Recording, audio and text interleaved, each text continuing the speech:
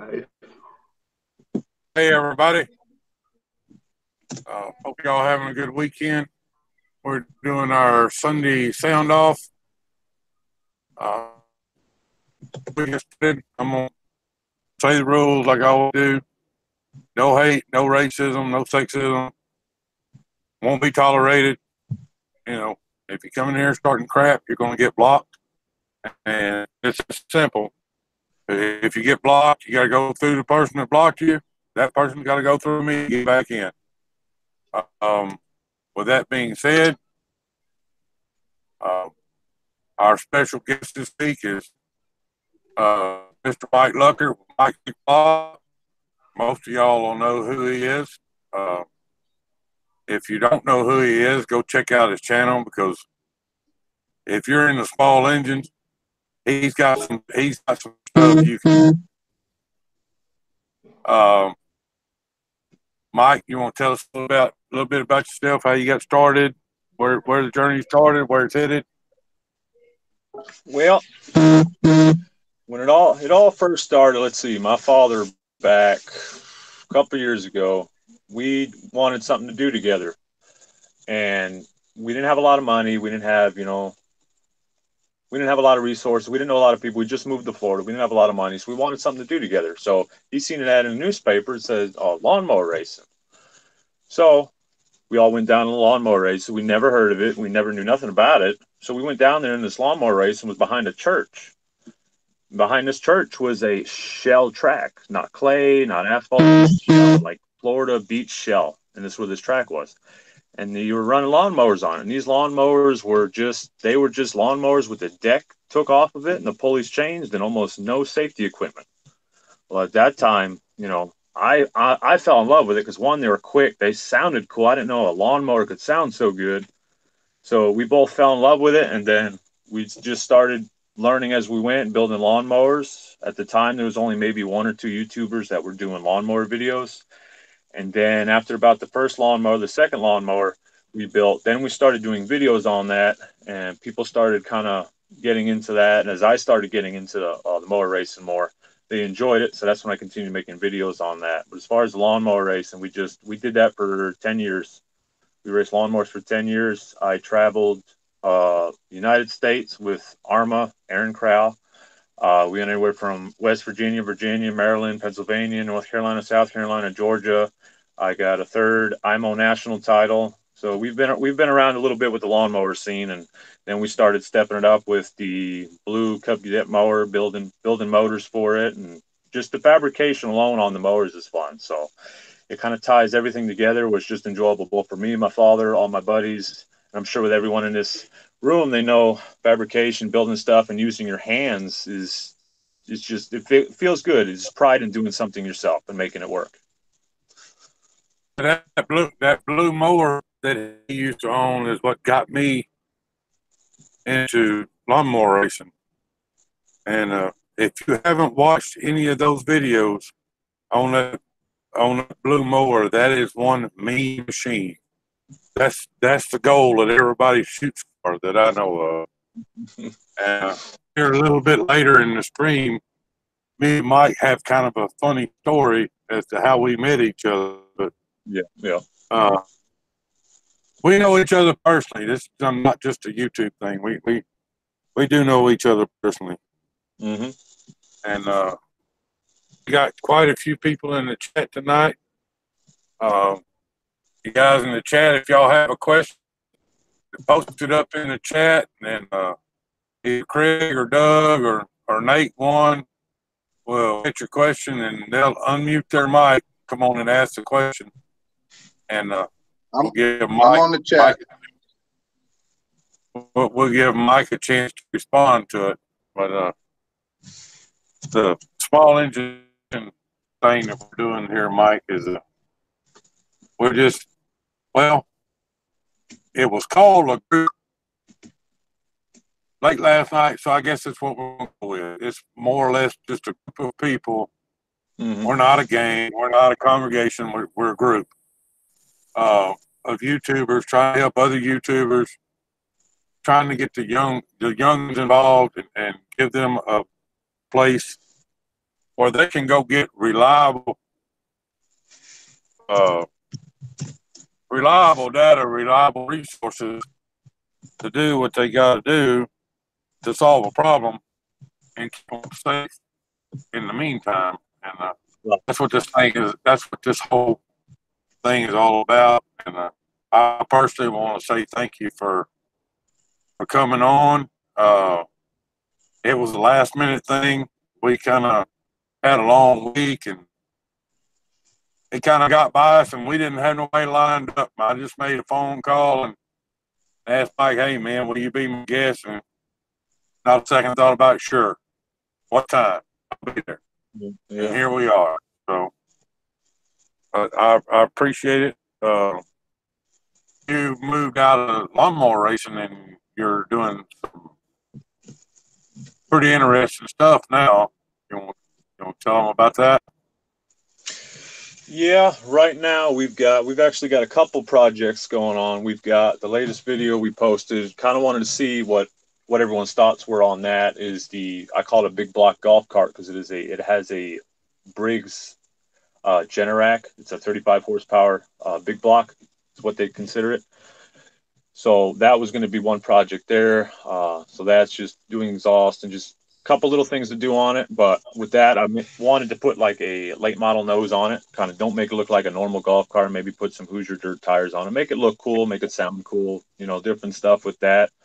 The trailer, we're redoing the trailer. Kind of restoring that. It's an older trailer, so we'll have that. Sprint car. We're running the sprint car at got a couple races to do it. It's a dirt sprint car. It's got a Yamaha R6 engine in it. It's fairly quick. It's almost about the same speed as the rest of them, the rest of the full-size sprints. The Pro Truck, we picked that up. The original plan was to put a motor in it, flip that, and sell it. We ended up hanging on to that, and we got plenty of room for stickers on that, of course. But just bunch of different racing stuff. We're kind of always in everything, always racing. So if I can make a video of it, or we'll post it, and hopefully people enjoy it. Okay. All right, everything working okay? Yeah, everything. Oh, good. Say hi. Speaking of stickers for the truck, everybody's got them Predator 212s, and I made these that goes on the engine cover. If y'all want one, I know it's probably look messed up to y'all because of the light, but anyway, it's red, white, and blue. It's hashtag Small Engine Nation. If you want one, y'all get with me and I'll send you one. What? Anyway, on Mike's sprint car, when you're sitting in the seat, if you look right down there beside the steering wheel, there's a Twitchador Racing sticker on there. And I thought that was cool as hell. Yeah. The backstory with that is his sticker that's on happens to be on the firewall. I put it on the firewall, and when we blew up the motor in the sprint car, it caught on fire, and I used a paint. It was a VHT high temp paint, supposed to be good for like 2,500 degrees. Well, after the fire and we pulled the car apart, we noticed the whole wall all the paint was burnt off, except the Twisted R Racing sticker that Stacy sent me. There you go. That ought to tell you something right there. Quality of the stickers are high end. I'll make a fire sticker. That's a tough sticker right there. Yeah. I like it. And Raspy TV made those stickers, so y'all need some stickers. Y'all hit him up. Mm-hmm. We got 24 viewers in here. It's pretty good for a Sunday stream. Nate, Doug, Craig, y'all got any questions for Mike? I have a comment, Mike. You said you're building a golf cart, big block. We actually built a 420cc golf cart on ours. It was an E-Z-Go all electric, and we yanked out the motor and the rear end that was stock in it, took all the suspension out of it, and put a live axle kit underneath it with our own kind of the cheapest way you could possibly do it. and it worked out pretty good. It's holding together so far. So, but I thought you might be interested in it. It was a fun build. Yeah, we're kind of in the middle of because we took the stock rear end and we put it was kind of at the moment, it was kind of like we're going to save a little bit of money, kind of use the equipment that's there. We just took some 2x2 square and welded it to the rear end of the golf cart axle, and then put a motor plate on the back. So the motor actually sits on the back of the golf cart sideways, and we're just going to run a chain to the go-kart rear end, and then I added an extension jack shaft. But if that doesn't work, I'm probably going to do, like you said, do the live axle. It's quick, easy, do a drop, and the gearing would be a whole lot easier too, and you don't have that reduction. So I agree. Yeah, we can mess with the gearing too. It does 40 now, and it's only stage 1 with the governor still in it, but it's got torque. Yeah, like it'll peel the wheels now. Out here on this dirt, we wish we had suspension though. Well, I'm sure. I got a V-twin golf cart build coming up. I want to see that. Yeah. I've got I can't remember. It's not an easy go. It's a gas golf cart, and it's got a 14-horse Kawasaki on it right now that's blowed up. I'm gonna unbolt that. I've got a Honda GX690 that's been twistified already, and I'm gonna bolt that up in there. But it ought to be a mean ride. Well, I'm sure. I see. Questions. Okay. From the chat, somebody wants to know where you're from, Mike, and then also, Mike, I'd kind of like to know if you can give some of these small channels any kind of YouTube advice, what your thoughts are on as far as becoming a new YouTube channel and how to successfully kind of get your name out there without drawing negative attention. You got any thoughts on that? Right. I'll start with the first question. As far as where I'm at now, South Florida, Fort Myers, Florida. Originally from Surprise, Arizona, so I'm down the street from where Stacy's at right now. As far as growing your YouTube channel, when I started, I got in at the right time, but when I started, there wasn't YouTube wasn't such a big thing at the time. I started small. I started posting really like basic videos, like with everyone when they first start doing YouTube. It's the basic video. Like no one knows what they're doing when they start.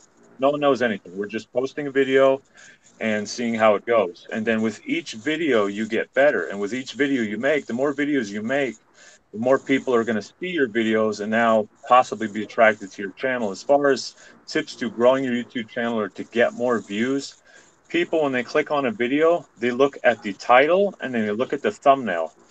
Probably 80% of the people that watch a video look at the thumbnail and the title, because that's your first impression of what that video is going to be about, is the title and then what the thumbnail is. So if you have a good catchy title or something that explains what they're about to watch, chances are they're going to click on that video, your video, before anyone else's video. As far as negativity with the YouTube, you have to be politically correct in a way. You just kind of be neutral, post your videos. Don't take either or side, you know what's right from wrong.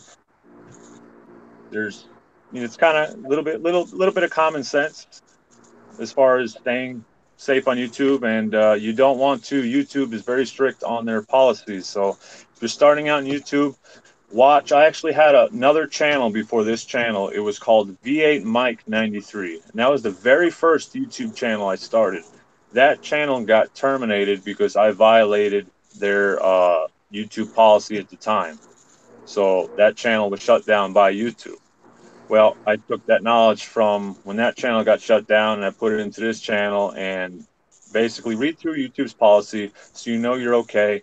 If YouTube sees that you're following their policy, you're making good content that's entertaining and people come back to watch it, they're going to notice you, and they may throw you a partnership. They may just say, hey, we like what you're doing, we're going to put more featured videos for you. So the more videos you do, and that goes back to the basic thing about the videos, the more videos you do, the more people are going to see them. They don't have to be good quality videos, as long as there is a video.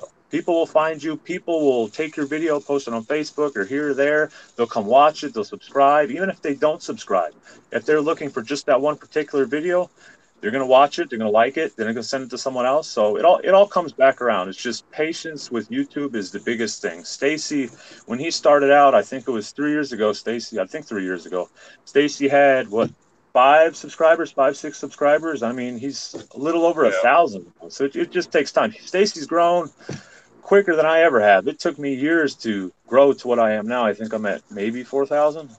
So it took me years. Stacy's going to bypass me in just a matter of, almost maybe months at this point. Yeah, it's been a hell of a ride. Greg, if you can get post Mike's channel link up in the chat there, where the guys can go watch him if they want. I'm not paying a whole lot of attention to the chat tonight. Doug and Craig and Nate are watching the channel. Doug, you got a question? Yes, sir. Mike, it's a real pleasure to have you hang out with us. Yes, sir. I've been watching you for quite a while. I also talked to you on Facebook back a couple of years ago about getting started into the racing lawnmower and everything. And for a guy or old guy like me, what are your advice about starting up into the racing lawnmowers, and where should we start at? And of course, I'm at Talladega. I'm at the super speedway. We got the dirt track right in the background of the super speedway and the go-kart track. Mm-hmm. And they told me, the track official told me that they like to have it start up, but we need 5 of them to start. You know what I mean? And Right. What you suggesting about starting out, how and where?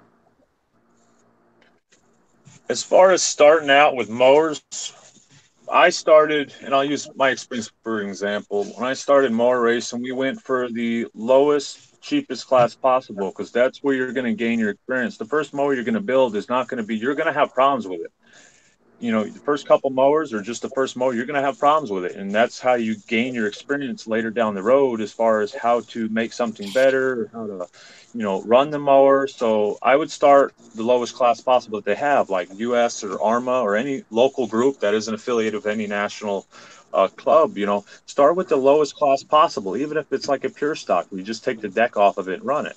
Start somewhere small, so where it's not expensive yet it's still fun. When it becomes unfun, it's not worth doing it anymore. As far as going to find a place to race, there's not a lot of groups around the country that race lawnmowers that are usually local to everyone. So sometimes you do have to travel. But as far as my advice is to getting into racing or starting a group, see if you have some buddies, maybe go to junkyards, or, go on Craigslist, see if someone's got some free lawnmowers, get a couple buddies together, spend maybe 20, 30, 50 bucks. Or if you're a good fabricator, if you got a welder or just anything that you can make it work to maybe go a little bit faster, or just anything just to have fun, then just start a small group. And, that's how we started. We had a small group, and it just grew into, at one point, we had almost 30, 35 mowers. So you got to start small. You got to start at the baby steps before you could walk, Yeah.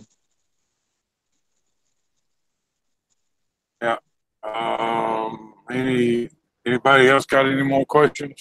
I do, and I'd like to point out one of our new channels that we picked up recently in the group, LNR, and he posted up close to the start of the chat that he had a question, and he didn't want to necessarily interrupt the live stream to ask the question. I would invite him to go ahead and ask the question, and that's what we're here for, is to get questions and great feedback from our viewers. So LNR, if you'll post that question, we'd like to have it. And then also, people take the time and go check LNR out. He's got some great content. The only bad question in this stream is the one you didn't ask. Yeah. Yep. All right. That being said, between Mike and I, we have an interesting story about how we met each other. I'm gonna tell my side of it, and then I'll let Mike tell his. I was hauling power inverters for solar panel fields from Atlanta, Georgia, down to Fort Myers, Florida. But this one particular load, it was on a Saturday, took me through a small town in Florida named Avon Park. I'm driving down the road, minding my business, listening to the radio, got the head bopping around and stuff, and I look over on the side of the road and I see this little red and white sign. It's probably this big. There's lawnmower racing tonight.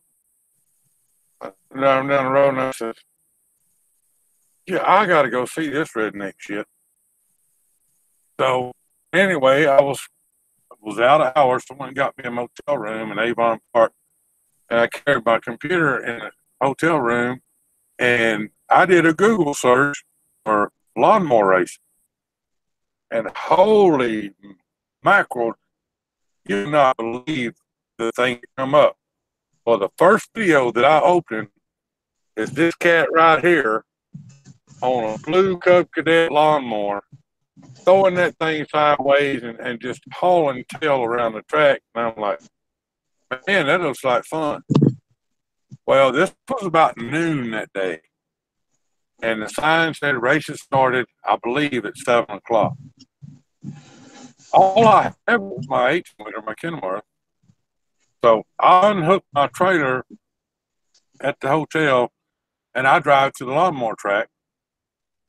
And anyway, I'll let Mike take it from there. But when I pulled in the track, the first person I met was the one guy that I had watched on YouTube, and that was this guy right here, Mike. Yeah.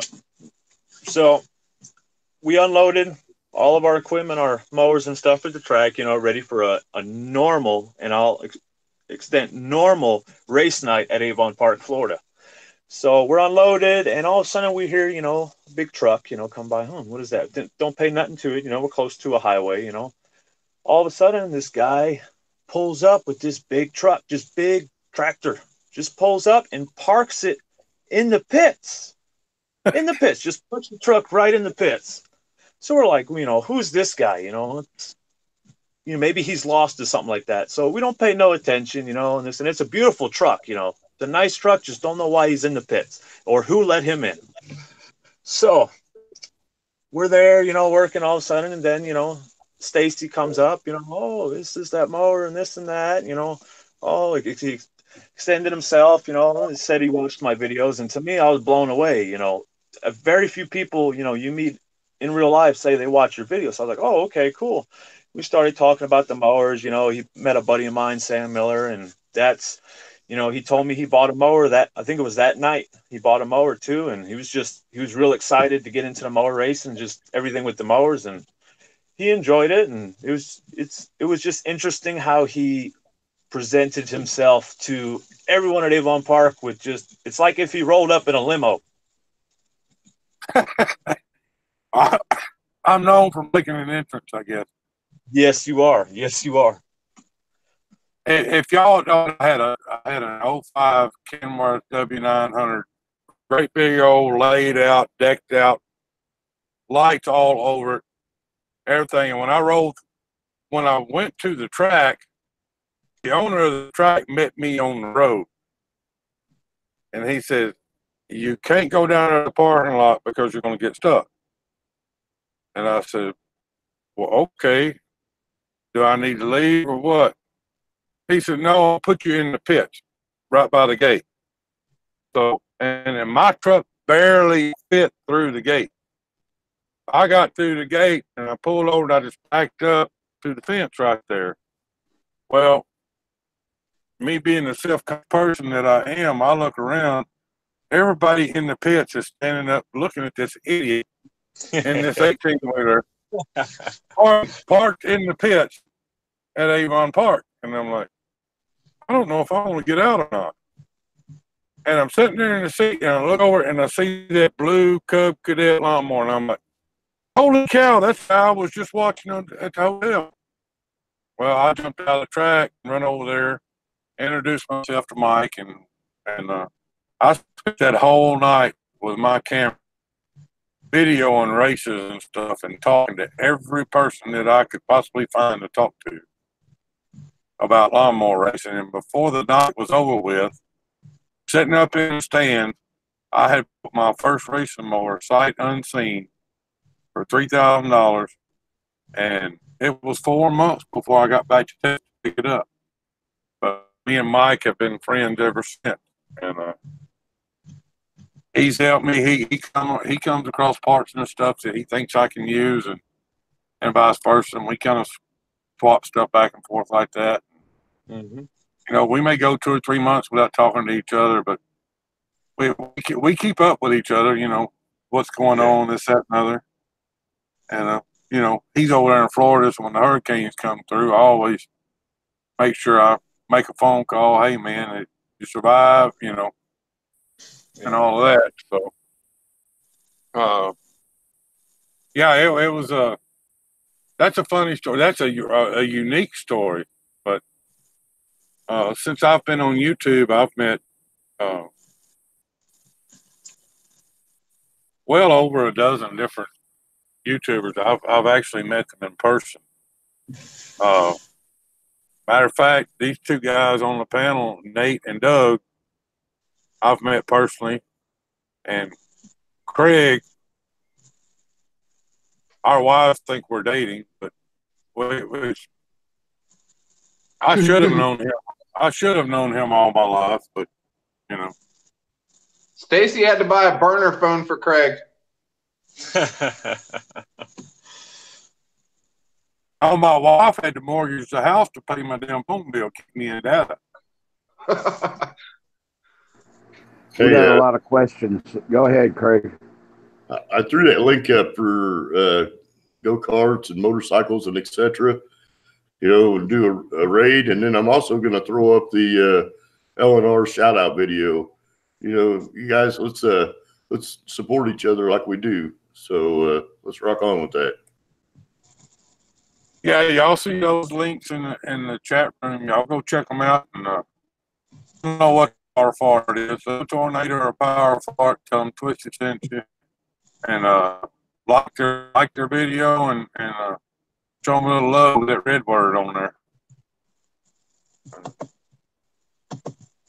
I thought I saw some more questions in the chat there, but I must have missed them.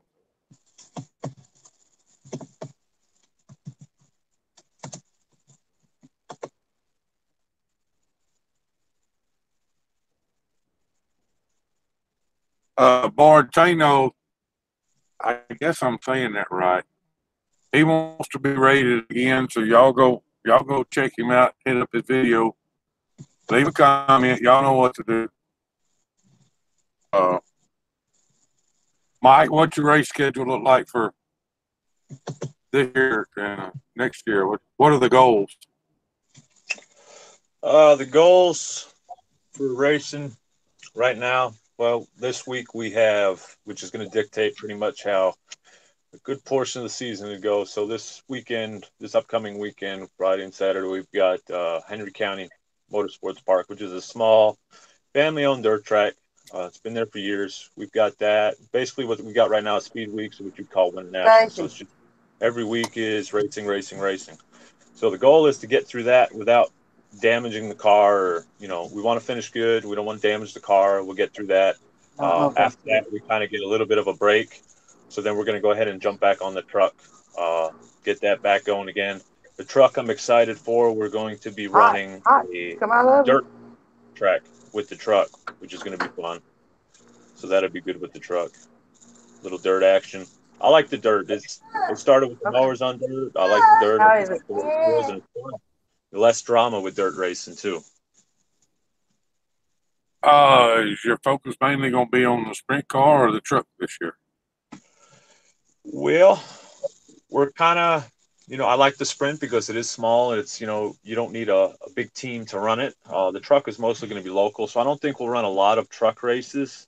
I think it'll be mostly sprint racing, just because it's a little bit easier to work, a little bit easier to get around with it, you know, make, you know, event short notice. and there's more racing for that. The truck series, running the truck, it's just they're all over the place. It's kind of just a local thing we'll run, and I may have someone else jump in the truck that runs somewhere else for me, but mostly it's going to be the sprint that we're going to focus on for right now. Well, if you need a driver, I know a former NASCAR driver that would jump at the chance to get something like that again. Yeah, Hey, Mike. Hey, Mike. Yeah. Polar Bear Ed wants to know, did you get the rivets replaced on the trailer?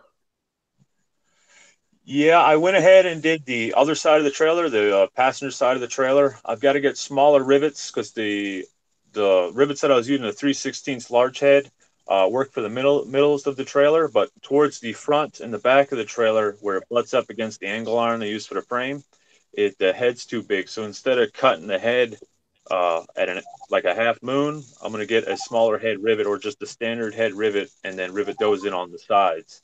So that way it doesn't lose that, riveted look, and doesn't look, hacked away by cutting a half moon out of the rivet. But we're almost there. Almost. Hey, Mike, Sam's Garage. I don't know if you've noticed him in the chat or not, but this guy's he's killing it with some major projects that are pretty cool. He wanted to know if you'd take the time and check him out. Yeah, he's sure, just no problem. a super fabulous creator.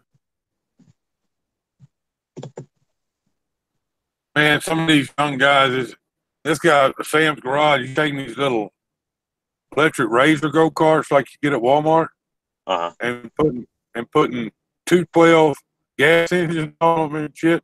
And he's building one now. He's gonna put two 212s on, and a little bitty go-karts. Man, I couldn't get my foot on the thing, much less get my butt in the seat. Yeah. And he's putting these gas on. He took one of them and made it remote control so his kid can ride on it and he can drive it. But while his kid's riding on it, you want to talk about some creative folks. And I was sitting there looking at the chat, and a lot of these guys are, man, there's a lot of talent right there. That's what we're trying to do, is to build for lack of a better term, a forum for them to be able to go to and, find the answers to things that they don't have an answer or a solution to. And there's some brilliant people involved in this thing. If one of us don't know the answer, one of us knows who to go to get the answer. And it's, when I was racing cars and stuff years ago, we didn't have nothing like this, man. And I drove for a professional racing team. We didn't, we figured it out on our own. It's not like it is today. I mean, you can go on YouTube or Google and find pretty much anything you want. Granted, most of it is bunk data, but we're trying to get some good information out for these guys, keep them safe. And yes. Some things you can't search for on Google. Sometimes, you need like this group here, no matter who it is, on the chat that can give you the information. And like you said, if no one in this group has the information, we're going to find out the information. We don't just give up easy. If it could be done, we'll do it. Yeah. I want to drive the truck when I come down there. That can be arranged. All that could be arranged. I'm telling you.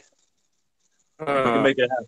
It's been a long time since I turned the lap big horsepower. That's like an eco class truck you're running, right?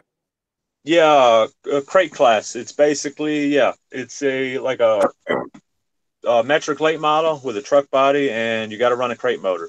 You got to run some kind of a crate motor. It keeps the cost down and makes it affordable. Keeps everyone somewhat even though some guys now are doing a little cheating, but that's normal. Everyone's always creatively interpreting the rules. That's normal. One of the people that I hired years ago, his name was Roger Penske. And he used to always tell me, if you ain't cheating, you ain't racing. Yeah. Or if you ain't cheating, you ain't winning. That's what he would say. Yeah. I got a couple of shout outs that I'd like to do. Hot Rod J21. He's one of our new members, and I'm going to throw a link up here in the chat for a video he's got on his page. We can rate that one real quick. And then Alt Account 19. He's another guy that deserves a little shout out, or a little bit of a rate. He's fairly new, and we would like to get a lot more of these people that have these channels a little bit notoriety, and just kind of do what we do. Keep them coming, Craig. Hey, Craig, get Antonio in here. He probably have some pretty good questions for Mike.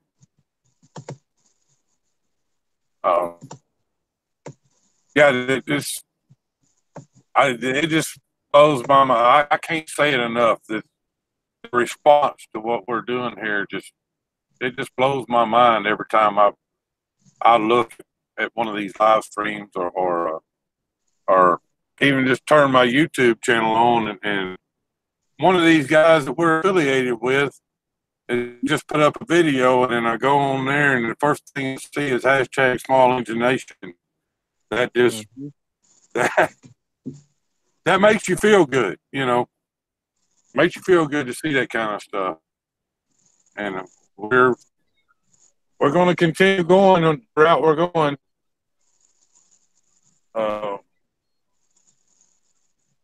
Mike, thanks for coming in tonight, man. We appreciate you volunteering your time tonight. It's awesome, man. We appreciate it. From Small Engine Nation. Y'all see me keep looking over here to my right. My iPad is over here, and I have the chat running on it. But I'm trying to look at it. See if there's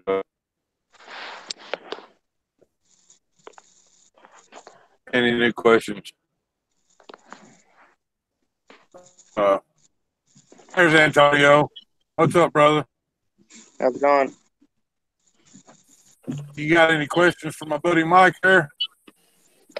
Not really. All right.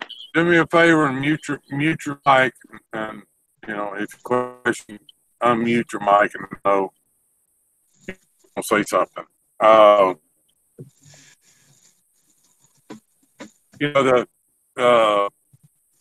don't have any experience with the pulling mowers and stuff, but there's a couple guys in the chat. Polar Bear Ed, he's a puller. He may have some questions. Yeah, Mike found the power fart. Yeah, I think he posted it.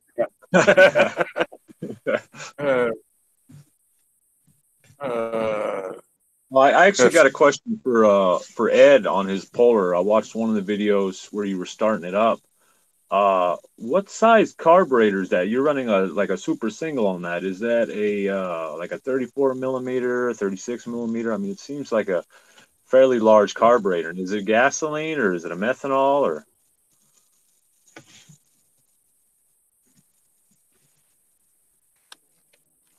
That brings up a good question.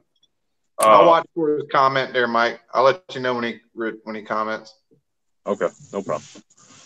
That there's a lot of big hype about the stage 1, stage 2, stage 3 kits that are making for these smaller engines now.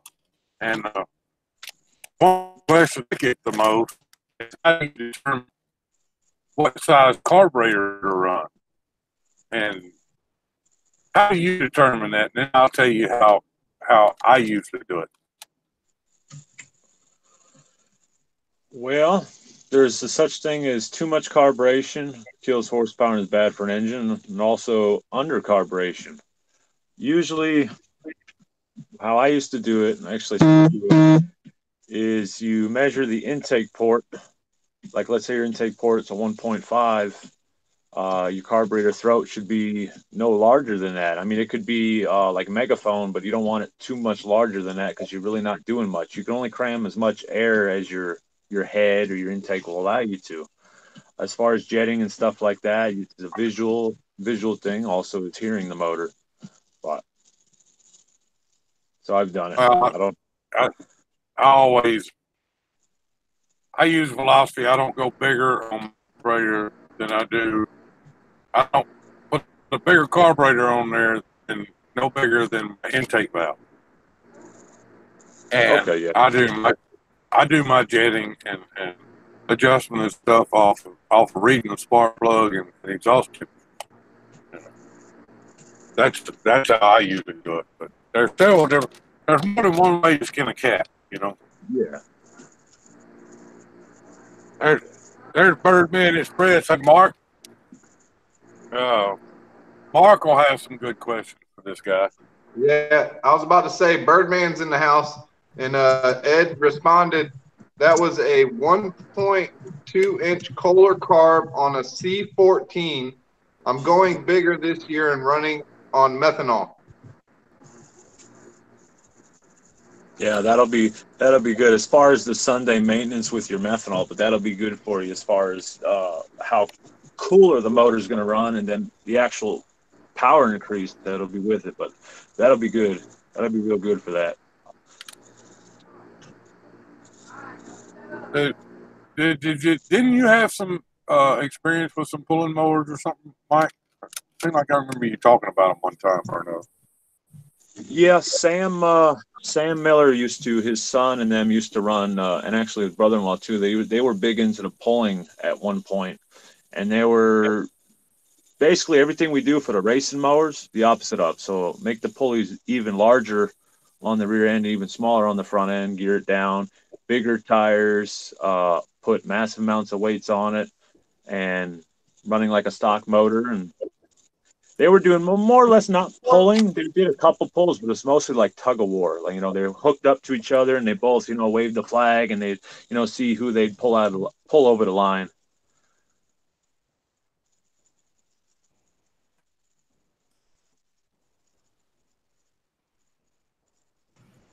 Hey, Mark, Mike. I'm not. Go ahead, Craig. Go ahead, Craig.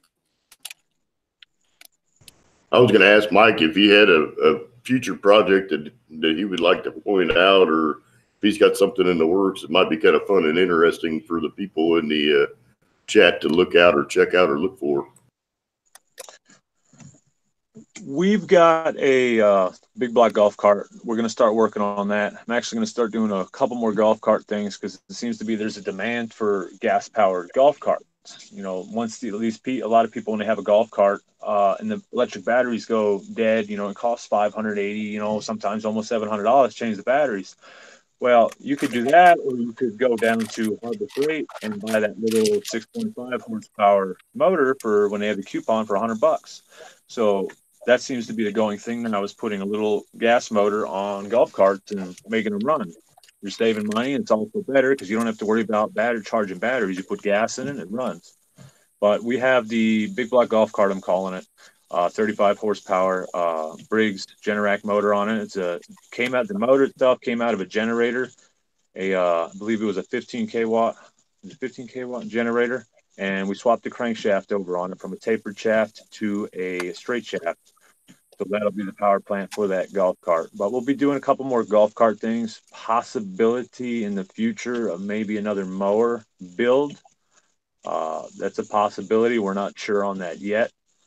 When it comes close, we'll release details on that. But right now, the newest thing will probably be the golf cart as far as getting that done. We'll have the racing videos in between, but the golf cart probably project series coming up.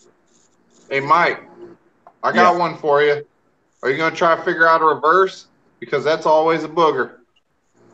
Yeah, I thought about finding a prop drive, and making a box for the prop drive out of a boat and using that for the reverse. Problem is, I'm having trouble finding a prop drive because it's usually the first thing everyone tears up in their boat engines. So I've even looked at those cheap little eBay reverse boxes, and I'm not too hot on them. So I'm almost thinking of taking an old Transaxle or a 700 Peerless out of a lawnmower, and either use that whole box or make a steel case, put bearings on the outside with a 700 shaft and a shift key, and make my own reverse box. Hey, Mike, get with Excuse me for a minute. Go ahead, Doug. I'm gonna have to run. I got my mom and dad here, going to be eating dinner with us. And guys, I love you guys very much. God bless in each and every one of you all. God bless the panel. God bless the peoples in this room. Uh, some of y'all already know my situation and everything. And I love you guys very much. And we'll see you, Mike. I thank you very much, man. Yes, Thank you. sir. We'll Y'all see have you a again. blessed night. God bless each and every one of y'all. Bye. Love you, Later. Doug. Good night. Love you, Doug. Love you Thanks guys. for joining us. And I just want to say personally that I appreciate everybody reaching out to Doug and with all of his comments and prayers and stuff that they're supporting Doug with. That means a lot to the community. Hey, Mike, get with me next week. I've got a 110 horse Mercury there at the house. Top end blowed up on it. Okay, cool. I probably got a lower unit that'll work to do what you want to do. Gotcha. I should be home end of the week or first part of next week. Okay. One of them $300 shipping things. We'd have been through that once. Yeah. Oh boy. Yeah, that was another story for another day. But oh Lord, we got 26 viewers in here. Borrow Boy Woods. That's a new one.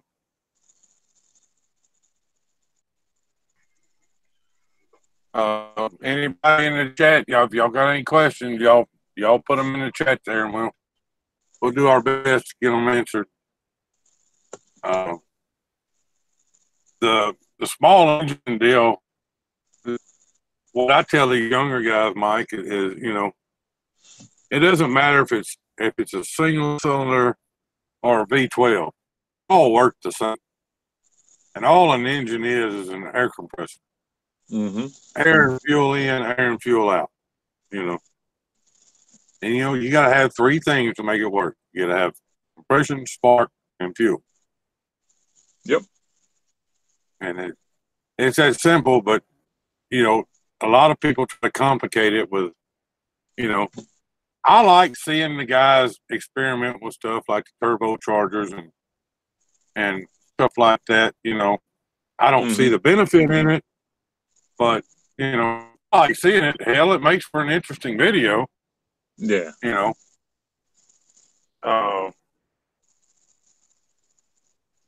And the thing about the race mowers, the go-kart scene, they have a lot more,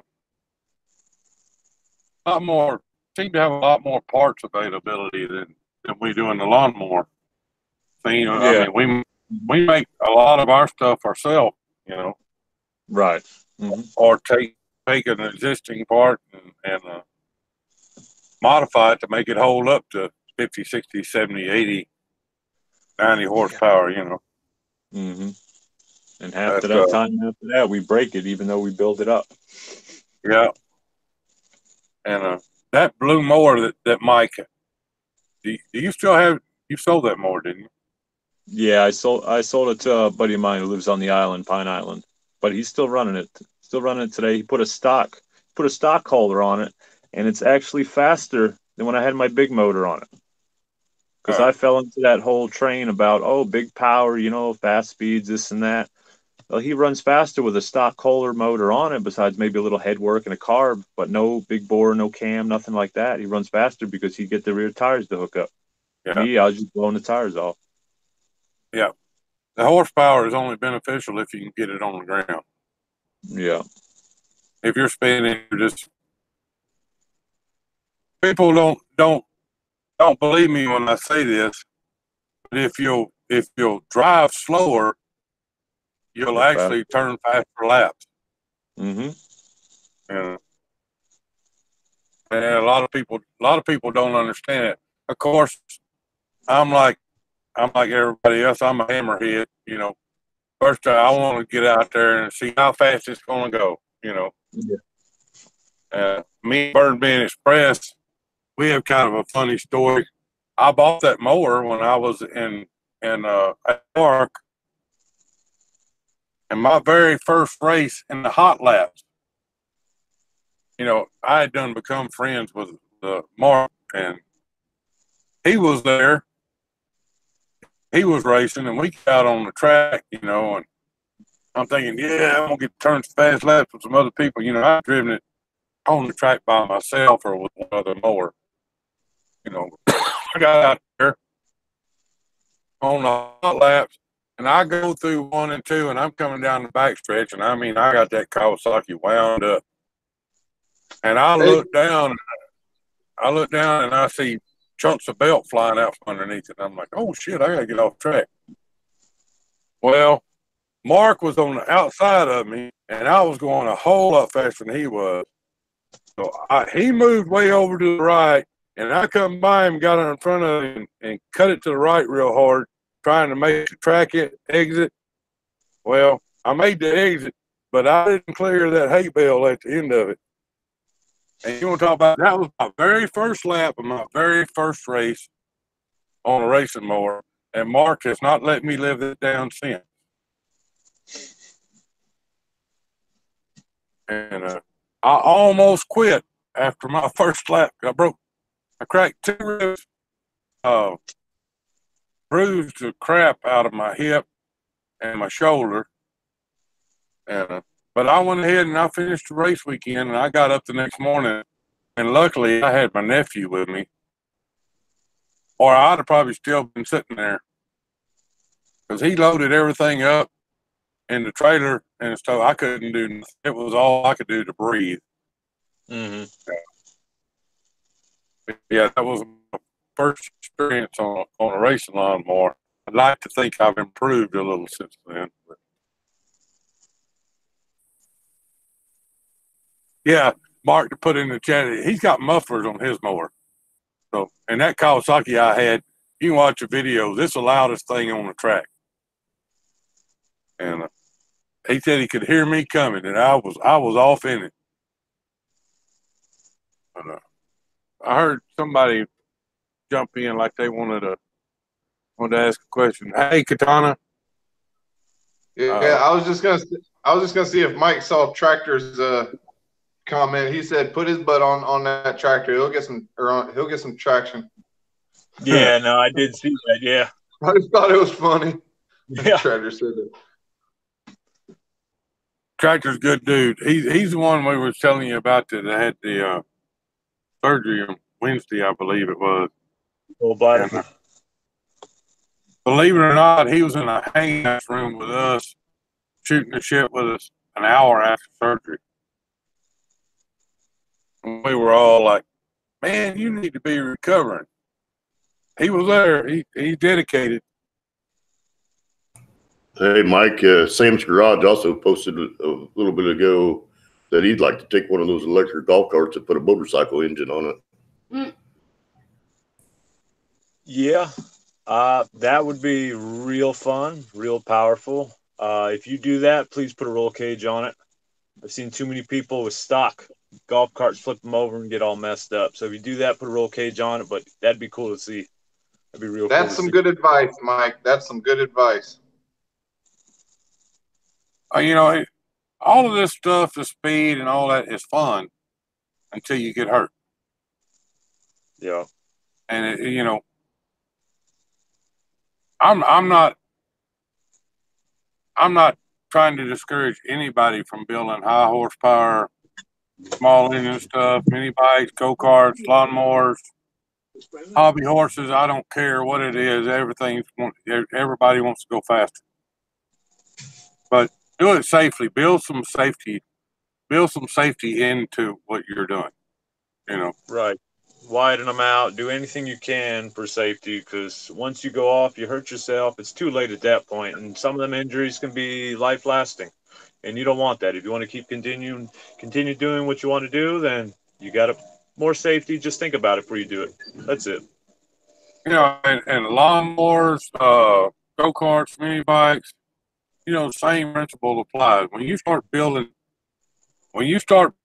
more horsepower from the engine, you have to upgrade other components to hold up to it. You know, for instance, Right. a lawnmower frame. You know, when I built my race mowers, they're X-braced in the back. You've got square tubing running down the inside of both frame rails. Everything is welded, not bolted. You know, and if you can't weld, or you don't know how to weld, you know, bolting something in there is better than nothing. But I strongly advise find somebody that can weld and do some bracing. I mean, build it.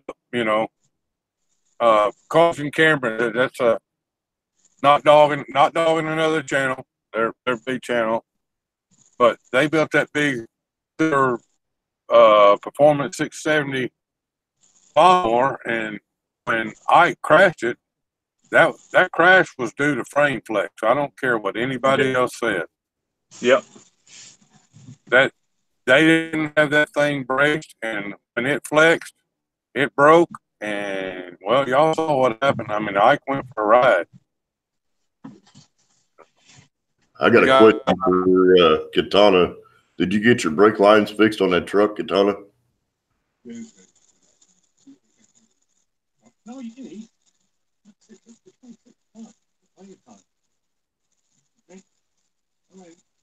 I see El Camino in there.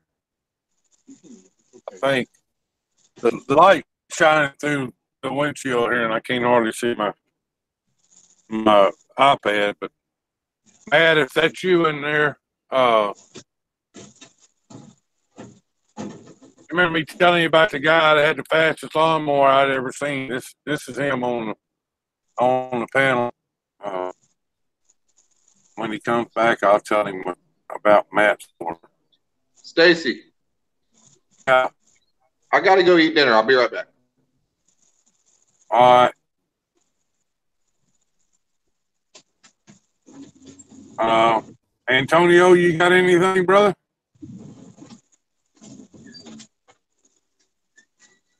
No, I'm just listening to the chat. Oh, okay. If you run across a question or something, somebody got a question or something in there, man, unmute your mic, ask the question. All right. I was asking you, Katana, if you got your brake lines fixed on your pickup. I know you had a rough week this week. I hope that you got that all sorted out and you're back on the move. You know, I'm from Texas, and it doesn't snow where I'm from. Granted, I'm in this truck and I'm in the snow all the time in the wintertime, but I have never, ever gotten to plow snow, whether it be on a lawnmower, a pickup, a bulldozer. I've never gotten to plow snow, and that's one thing I've always wanted to do. I'll probably do it in minutes and then hate it, but at least I'll be able to say I did it. You know. Hey, Mike, we have a guy in the chat here. The name of his channel is El Camino for Life. And he took a lawnmower. He took a lawnmower and put a Nighthawk 750 engine on it.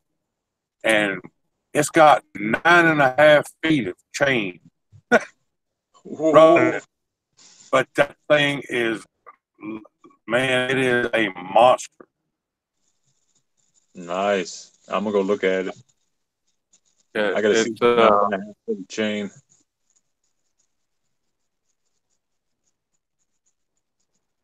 Yeah, I think that's what he said, 9.5 feet. That's a whole box of chain, man. Yeah. He put something in there and then he deleted it. So. I just kind of wonder if there's any more questions out of the chat for Mike on anything that he's working on or any advice or anything.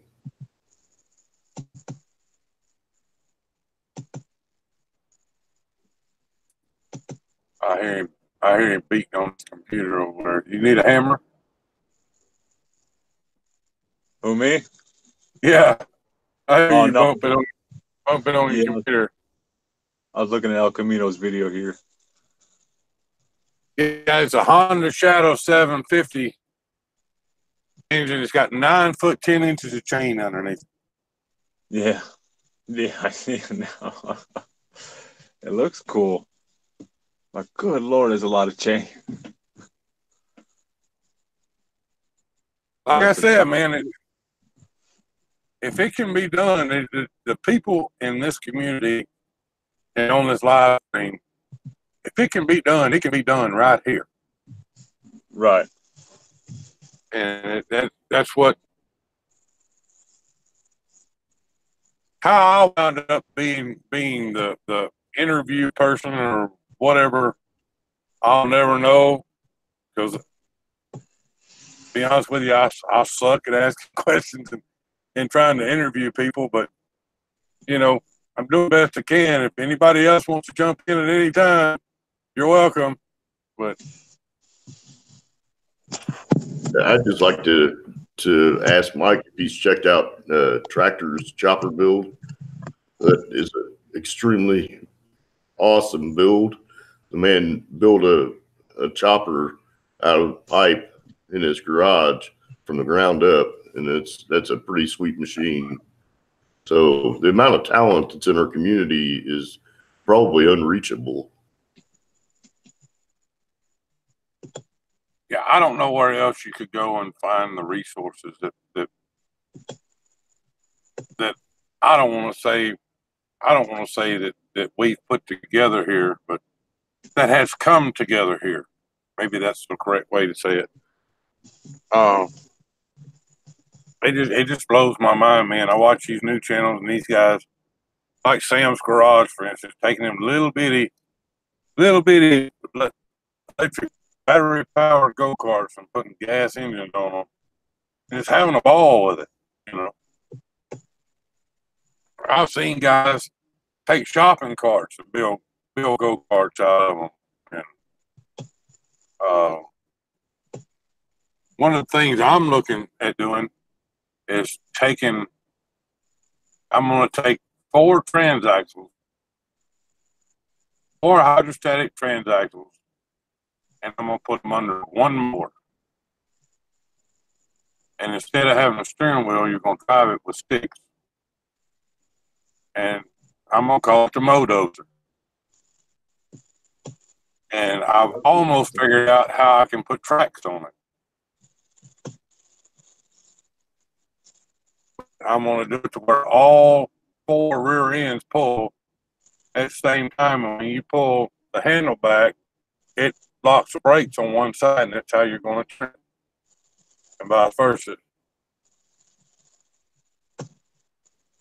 Kind of like the 6-wheel amphibious buggy thing. You know what I'm talking about? Argo? Is it called Argo, Mike? Argo, yeah. Argo.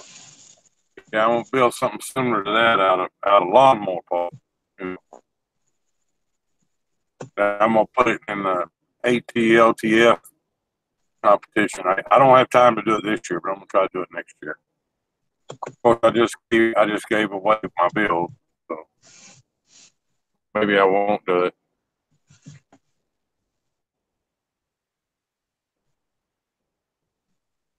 Making tracks guy is he's from Australia, and he does a lot of dirt bike stuff, you know, enduro style riding.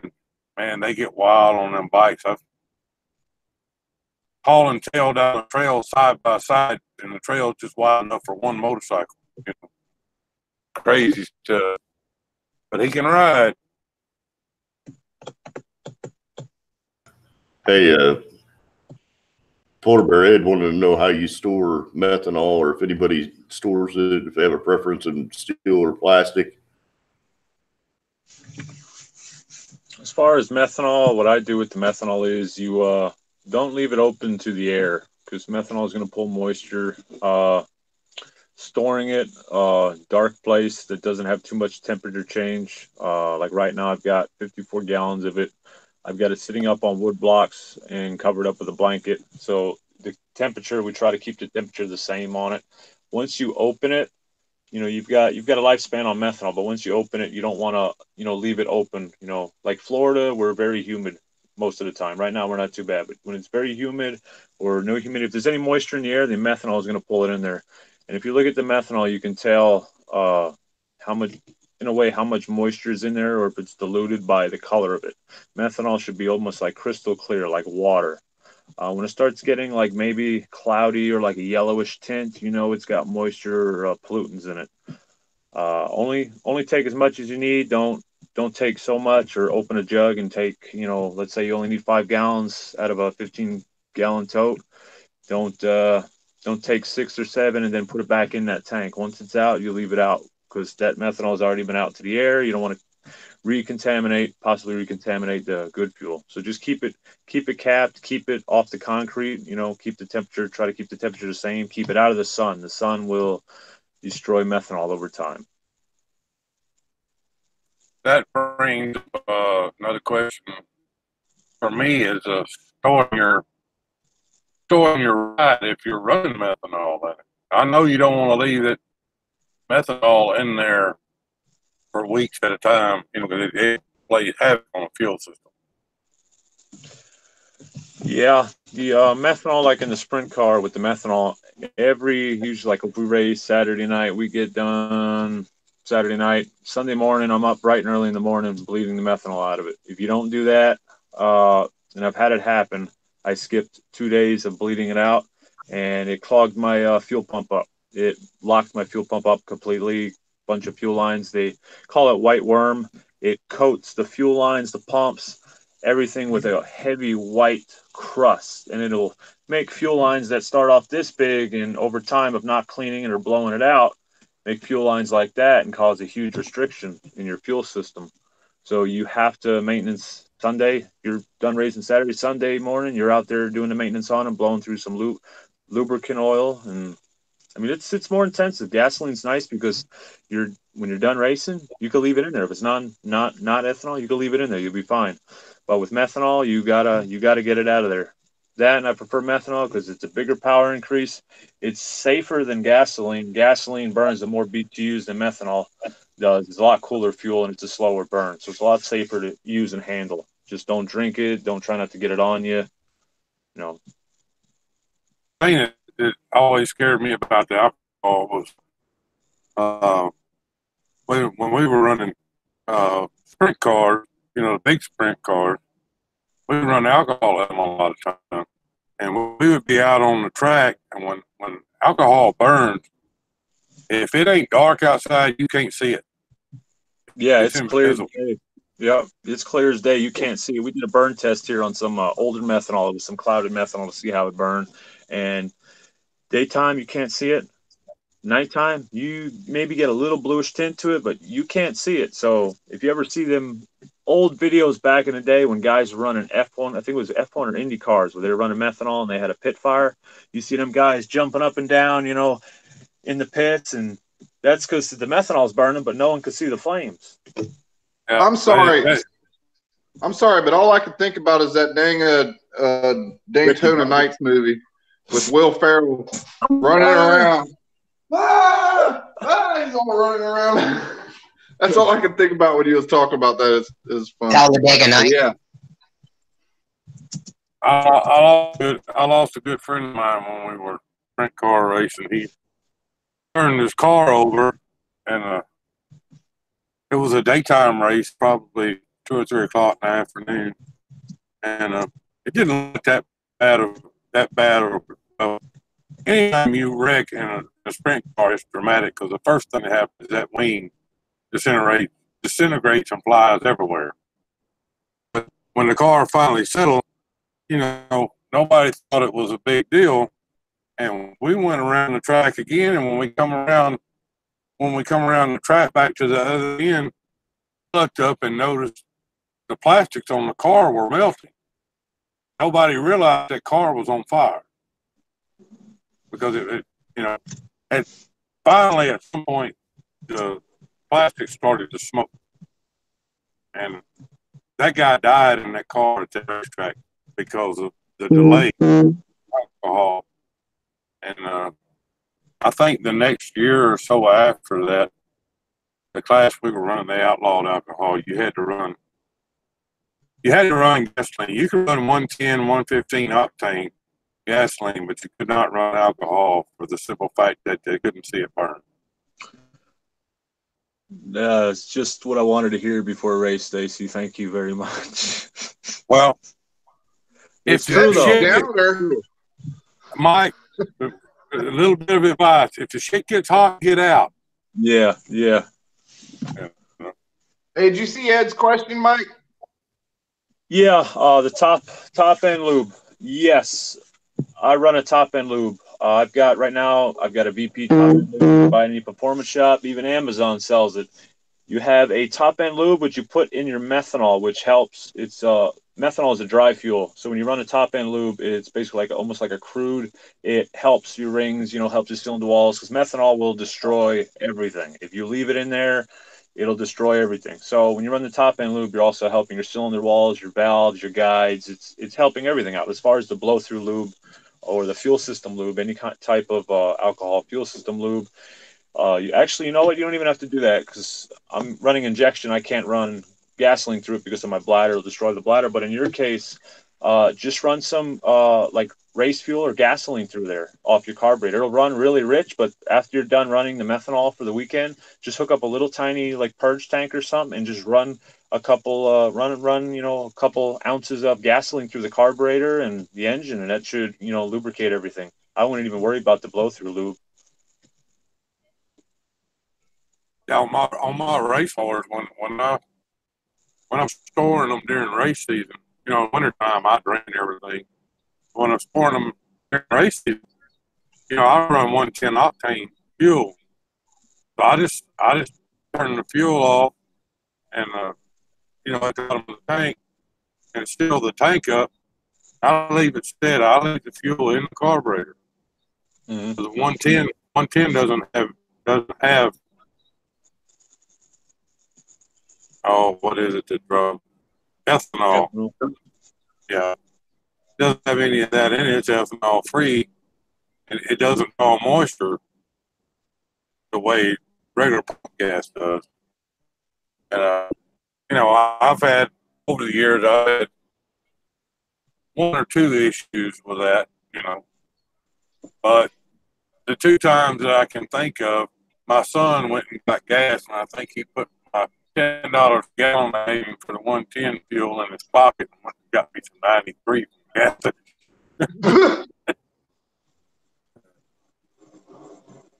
He's known for doing kind of stuff to the old dad.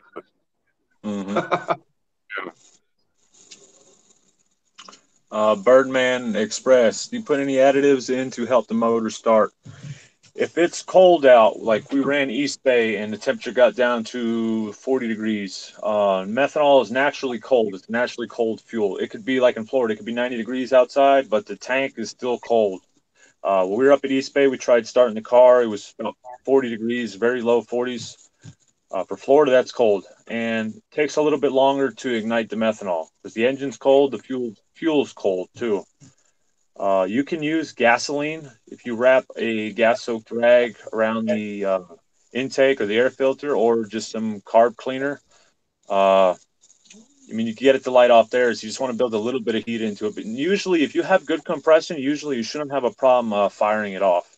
Usually, you start having problems with it firing off with methanol is, it's corroded the carburetor or the injection or something of that nature. You can do that with a diesel. I've started my big trucks with a rag soaked with gasoline and hold it up in the intake. Let it run off that gasoline till it starts.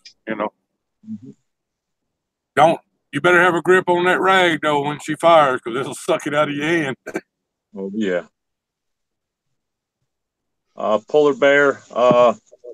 The only thing as far as tuning wise for the alcohol, I would say whatever jetting you have in your carburetor now, throw it out, because with the methanol, you're going to need to go 2 to 3 times larger on all your jets. You're going to burn 2 to 3 times more methanol than gasoline. So your fuel cost is going to go up if you switch to methanol. But the power increase and how the motor runs is going to be worth it in the long run. On the Blue Mower, you were running race fuel, right? You wasn't running alcohol in there, were you? No, we were running 110 race fuel. I wish we were allowed to run moonshine. Hey, what's up, guys? Methanol. What's happening, Sam? Hey. Mike, I was telling you about the Bills takes a little razor go-karts and puts a gasoline engines on them. Okay, cool. You see that? Pretty creative individual right there. Yeah, you ain't kidding. Hey, Sam. I've been trying to get you into our hangout group, brother. We really appreciate your creativity, and we'd like to have you part of our. We have a think tank group that we've used, so it's good to see you on the live stream, brother. Yeah, I'm happy to be here. I'm happy to be a part of Smart Engine Nation. Yeah. Hey, and notice he said think tank, not stink tank. Yeah, it's cold in my garage. Yeah. Where are you at, Sam? I'm in Pennsylvania. Oh, I'm sorry. I'll play it. Yeah, I'm in Allentown, Pennsylvania. Okay. Yeah. I run up through there quite a bit. My home office is in Langhorne. Oh, okay. Yeah, if you ever by my area, let me know one day. I'd like to meet you. We can do that. There's several people on YouTube that I've met that way, just passing through. And I used to keep a spiral notebook in my truck, and I had to all 50 states on the page, and I had the names and the cities of the people that I interact with on YouTube. I had their name and the city that they lived in noted down there, so I would make my route. If I was going to a particular state, I'd always look to see who, if I was going close to anybody. Yeah, that's nice. Yeah. Since Kenworth left, I've lost that book somewhere, so I got to start over. Well, I'll send you my number one day. So you could meet me one day whenever you come down. Yeah. I don't know if you ever got with Ross to be about stickers, but I saw him in the chat there earlier. You asked about stickers the other day. That's the man to make them. Yeah, one day I would like to make some stickers. Put some nice stickers on these things. These one of a kind. I'll send you. If you give me your address, I'll send you some small information stickers. Yeah, that'd be nice. Yeah. I want to put some small Sam's garage. Hey, what's up, mate? Yeah. Just here hanging out on a Sunday. I haven't even touched none of these things. Every day I'm usually working on these go-karts. Today's the only day I've just been relaxing, just hanging out in the house with the family. Hey, it's Sunday. You're not supposed to work on Sunday. Yeah, Sunday's my day off, unless one of these tenants have a emergency plumbing job or something like that. You need to go inside and stay warm, bro. Nah, I'm good. It's not even that cold. It's all right. It feels good. It's not even that cold. I'm pretty good. Hey, Sam, the very first video of yours that I watched, you were in your kitchen working on that razor, and I never dreamed that you had a garage just full of go-karts and things. It's big. We really enjoy your videos, man. It has, you could feel like probably 3 or 4 cars in here. I got one car. The only problem is my door from the garage collapsed. So I have to buy a new door and, put a new door on it and stuff. And that's the reason why I don't have my car in here. I have another car in the back.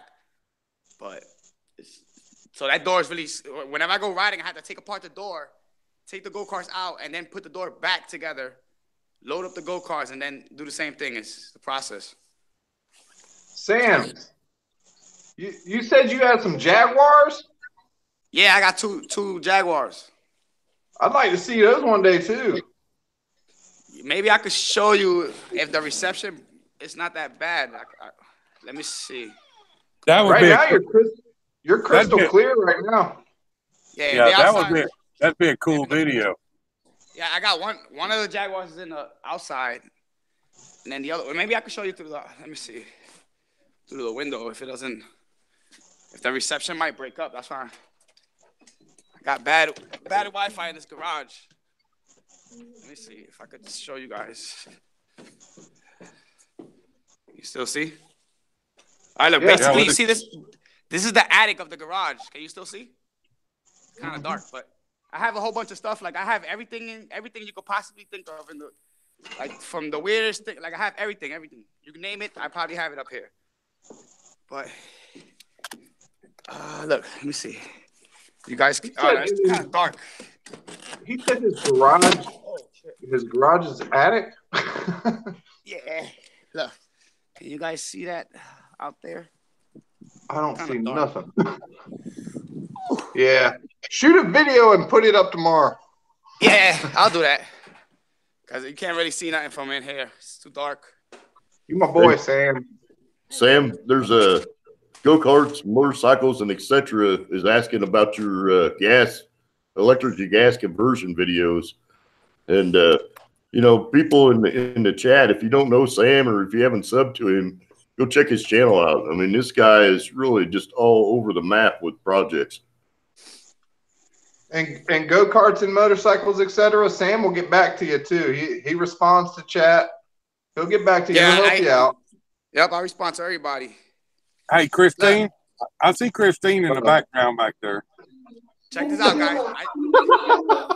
I just hit I hit my finger with the window. Hey, Sam. It's so cold. Hey. It's so cold. I hit my window, my finger so hard that I can't feel it. Hey, Christine, do me a favor. Get Nate one time for me. Doug ain't here. Do what? He knows what I'm talking about. I blocked the camera. You wouldn't be able to see it. Smack him on the forehead for me. Look what I did with that sticker. Hey, Sam, that's a cool sticker. I like that. Yeah. But one of these would look real good on one of them, too. Yeah, I will put that one right here. I still got a lot of go-kart. I got a lot of space for stickers for everywhere. Sam, he's got round ones now for Predator engines. You see it? The what? He has round ones now that go on the pull start. Like we're okay. Yeah, he's got those that say Small Engine Nation on them. See, showing you in the picture. Okay, yeah, that's the same one he showed me earlier. Yes, that's nice. Yeah, I want one of those. Hey, Twisted, are you still in Arizona? Yeah, I'm in Mesa right now. That's nice. You got a good job. You get to travel everywhere. That's good. Yeah, but you get to see your family every day. Yeah, I see mine maybe once every 6 weeks. Wow. Yeah. Looks like you're picking up some help in the chat there, Sam. Oh yeah, I'm getting more subs. You're getting some love. I was up to 88. Small Engine Nation. Yeah, man. Thank you guys. Everybody in the chat, we have a Hangouts room set up for Small Engine Nation. And if you want stickers, you can leave me your address there, or I don't know how else to tell them to get your address to me.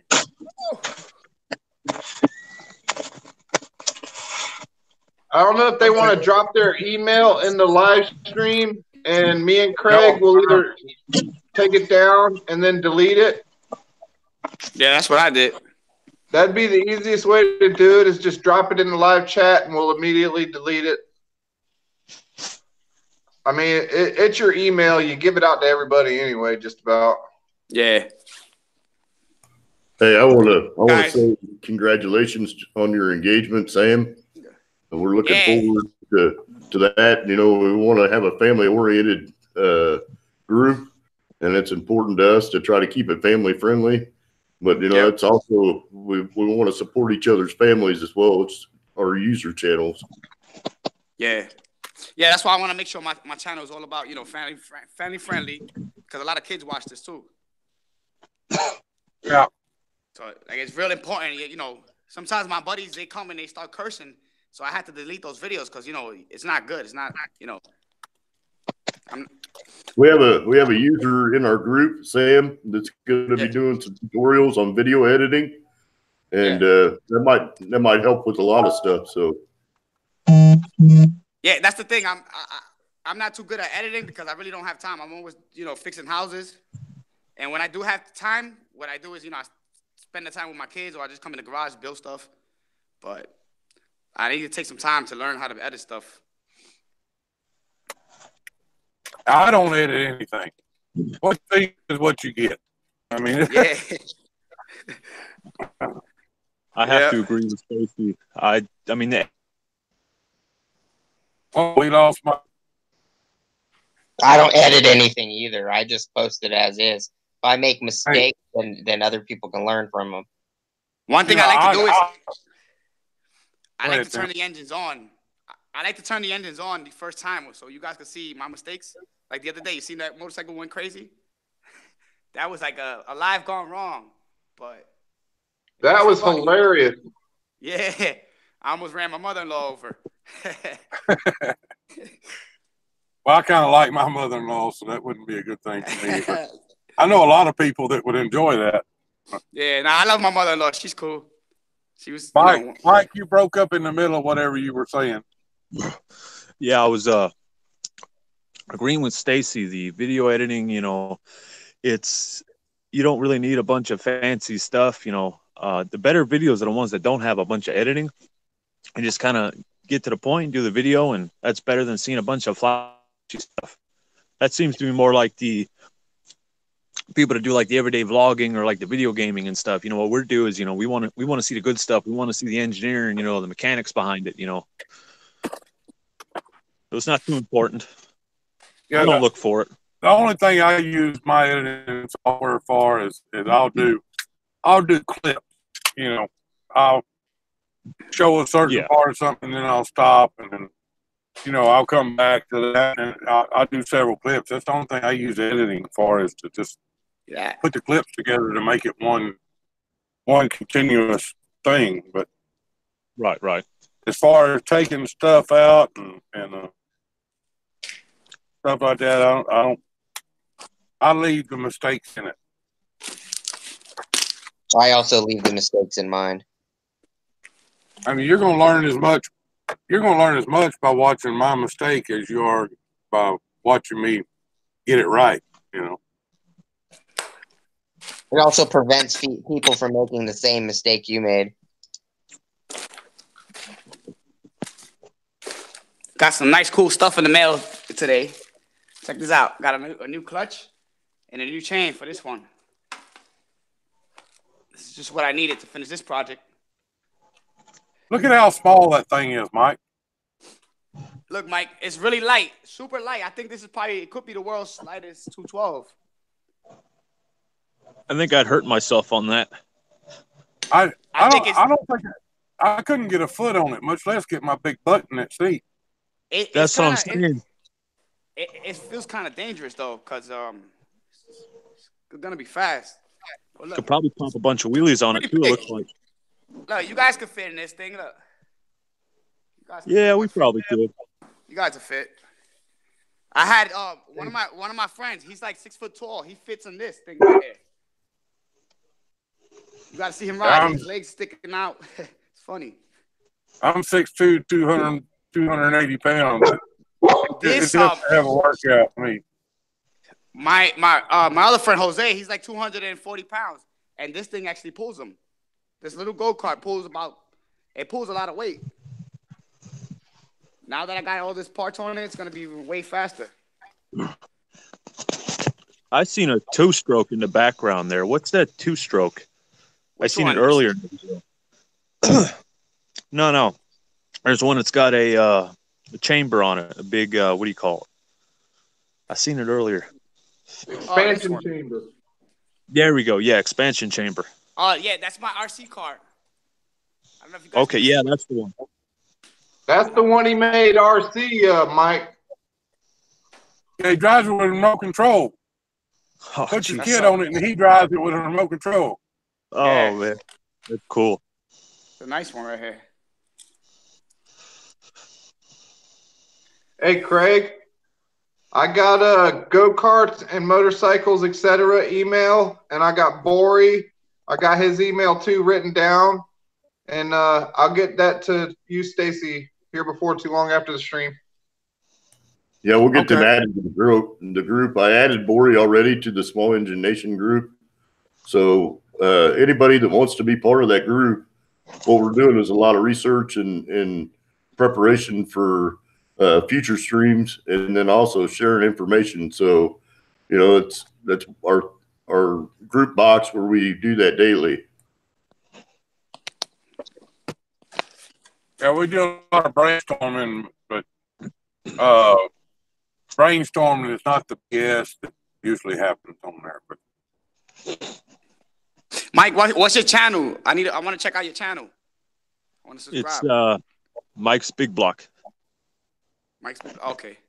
Yep. Cool. hey, Craig, do you still have that link? Can you post it in the chat Yeah, I'll post that in the chat again. from Mike's channel? Oh Lord. Yeah, I got a mess in my garage. I haven't had time to clean it. I'm gonna let it run about 7 more minutes, and then we're gonna call it a night. So if any of y'all got questions, now's the time.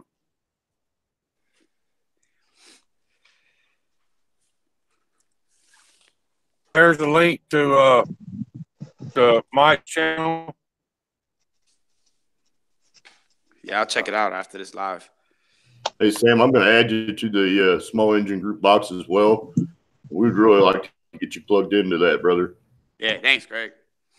You know, I'd love to be a part of this thing. Small Engine Nation. Hey, this thing is taking off. This went from just an idea that I had in a conversation with one person 2.5 months ago to this deal is just on fire. And you know, I say it all the time. It's eventually going to burn out, but you know what? We're going to make as much of an impact while it's hot as we can. Yeah, you guys got a lot of cool builds. We already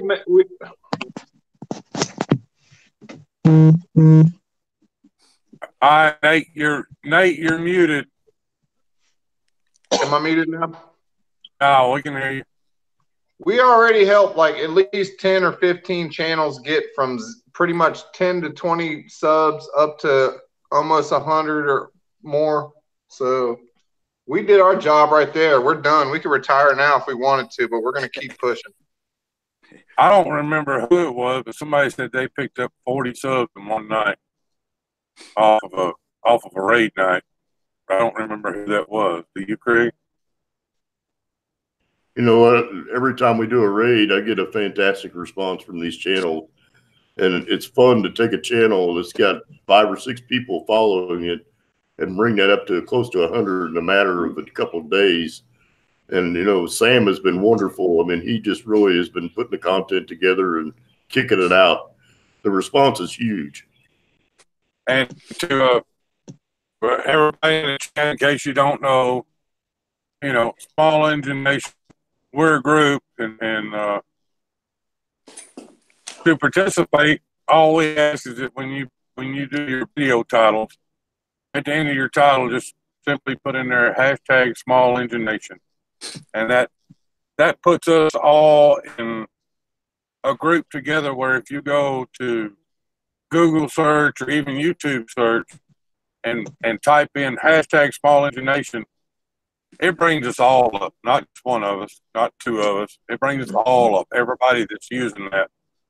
And it groups everybody together, and, you know, there's safety in numbers. I don't know how it can be a negative thing. I also subbed to you, Sam. Oh, cool. Thanks. Hey, yeah. Tractor thinks it was small and fun.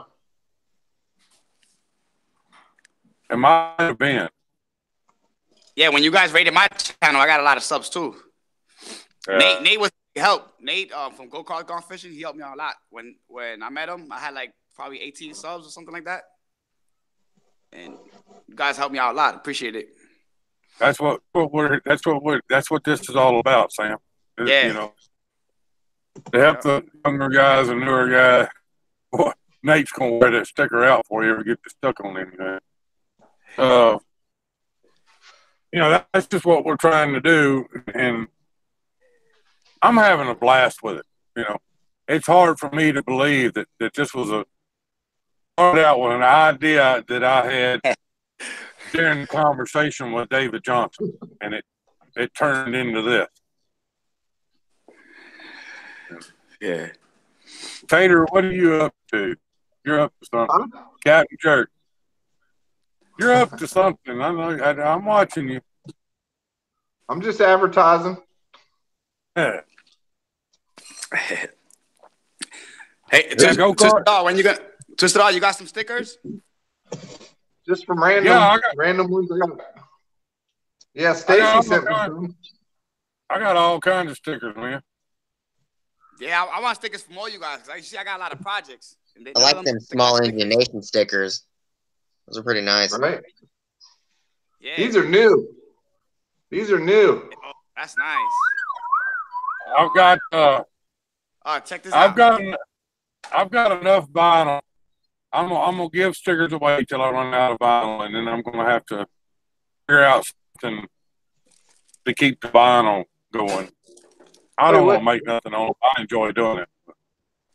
What's that say? It says go-karts are gone fishing? Yeah. That sounds cool. Yeah, that's like, man, you gotta check it out. I should check that channel out. You gotta subscribe to his channel. He got a cool channel. Hey, Nate, could you take a few minutes and maybe touch base on that box for Captain Jerk?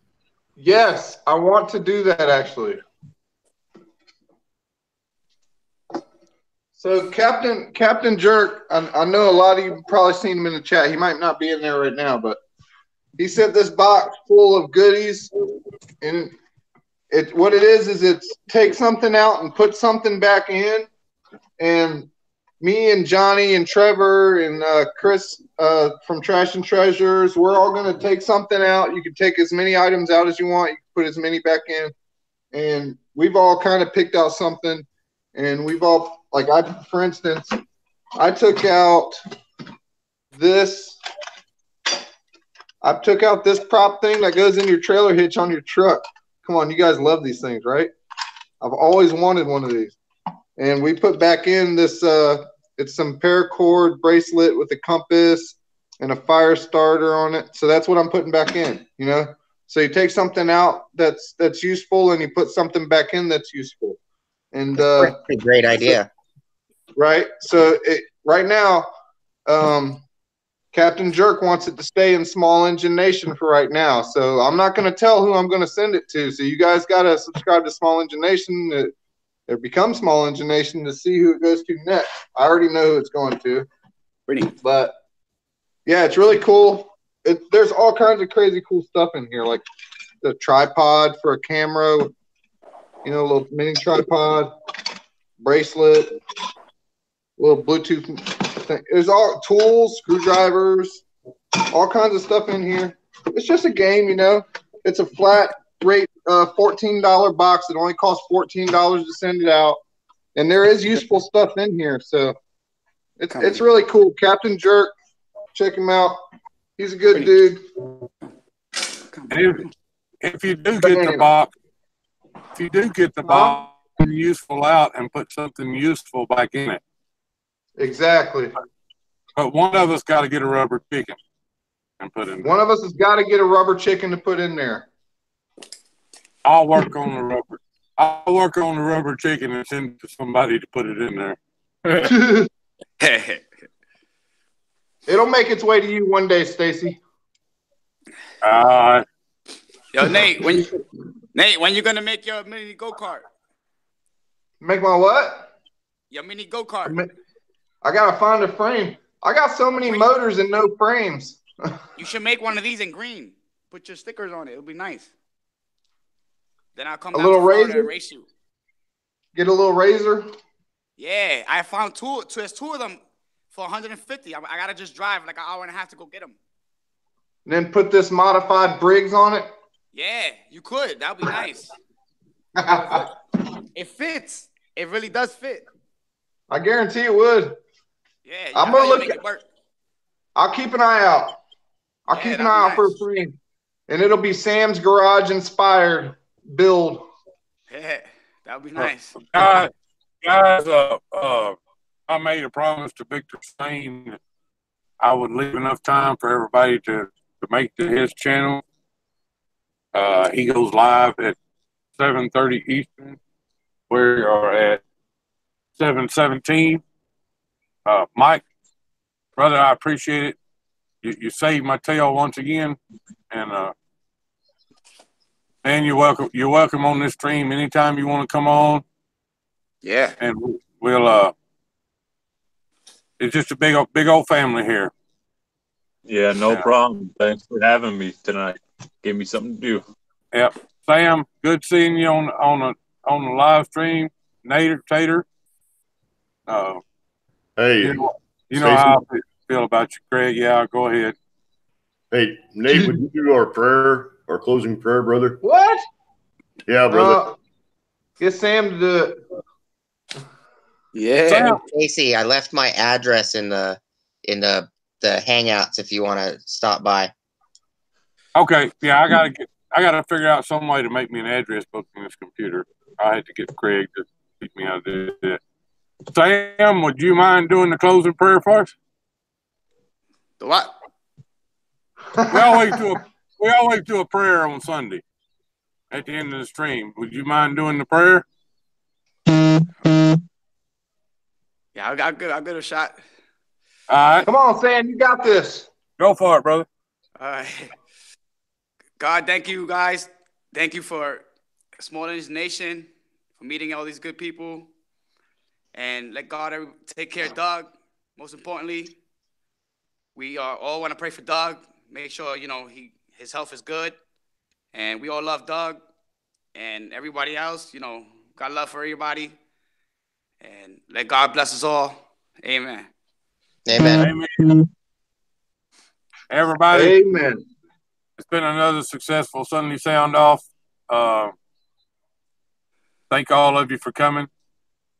I appreciate the views. I don't know where we went with thumbs up, but we'll figure that out in a little bit. Nice to meet you, Mike. I got 29 likes, 0 dislikes. Good deal. Good deal.